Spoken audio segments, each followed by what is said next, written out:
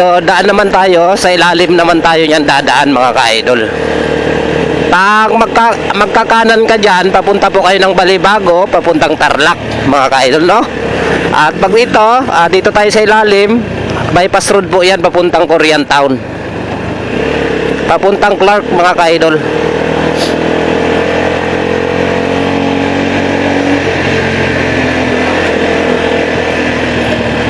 Dito.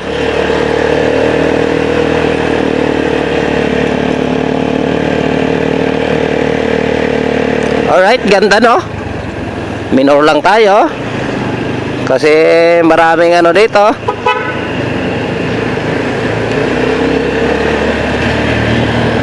Ganda.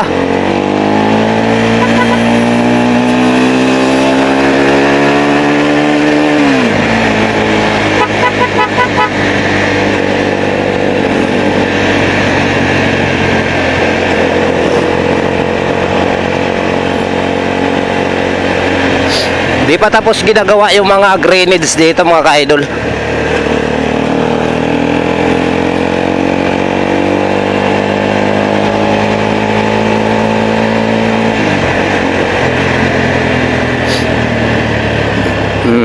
Tulad nyan, may aso, dugi.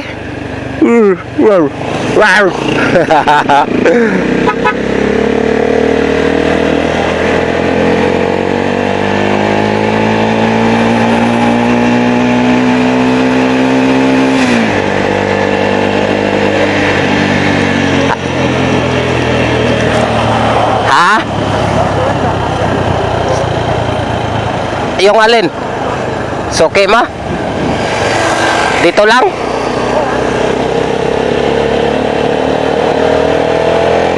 Alright, so what's up? Pangalawang tulay na tayo mga kalode.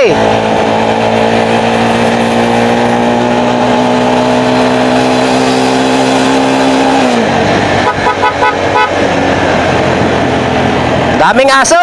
Ow, ay, aso.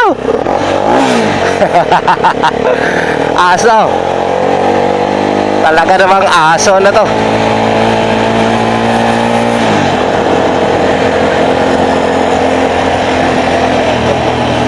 Ha?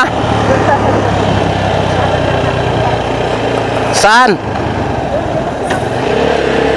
Dito naman talaga tayo dadaan.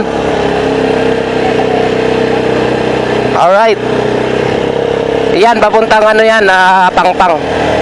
Umulan na. Saan?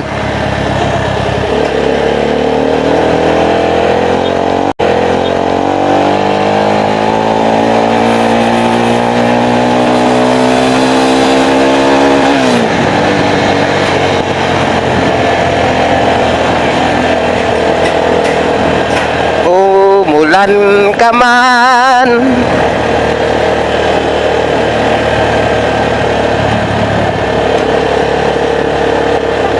Ha? Alright, so may pupuntahan daw siya muna mga kalodi. Uulan na daw mga ka-idol. Ayan, so mega shoutout po sa lahat ng ating manunood dyan mga kalodi, no? So update lang, medyo mahaba tong ano na to mga ka-idol, bypass road na dadaanan natin. Iyon, no? Sige, pull mo. So naglakad si Commander kasi lumagpas kami sa tindahan na babagsakan namin ng mga produkto namin.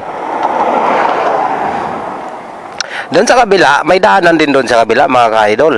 Ang problema lang, putol, hindi pa talaga totally tapos, no? May daanan din papunta doon, exit. Ito, diretso lang talaga to papuntang Korean Town. Hanggang ano ata yan, hanggang Sapang Bato din ata.